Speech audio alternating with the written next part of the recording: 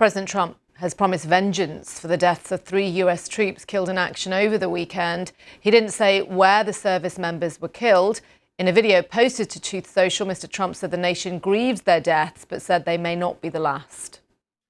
As one nation, we grieve for the true American patriots who have made the ultimate sacrifice for our nation, even as we continue the righteous mission for which they gave their lives. We pray for the full recovery of the wounded and send our immense love and eternal gratitude to the families of the fallen. And sadly, there will likely be more. Before it ends, that's the way it is. David Willis is in Washington and gave me the latest reaction from the White House.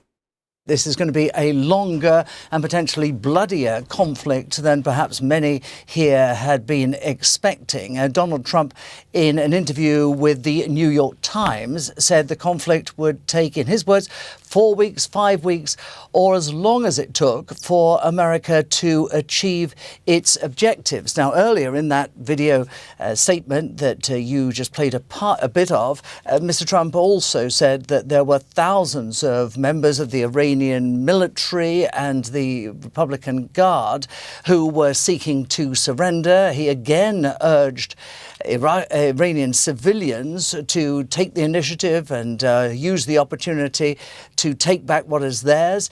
And as far as the at least three American service personnel who have already died in this conflict, Mr. Trump said that they had given their lives for what he called a righteous mission. And as you heard there, also added that they would not be the last to die in this conflict. But the clear implication is this is going to be a longer and bloodier conflict, as I mentioned, than many here had thought. And that has heightened the pressure on the Trump administration to explain the priorities of this operation and also to paint a picture for the American people, if you like, of what victory in this regard looks like, because they have been very slow when it comes to informing the American public on this particular point of view. And indeed, opinion polls here show that only 1 in 4 Americans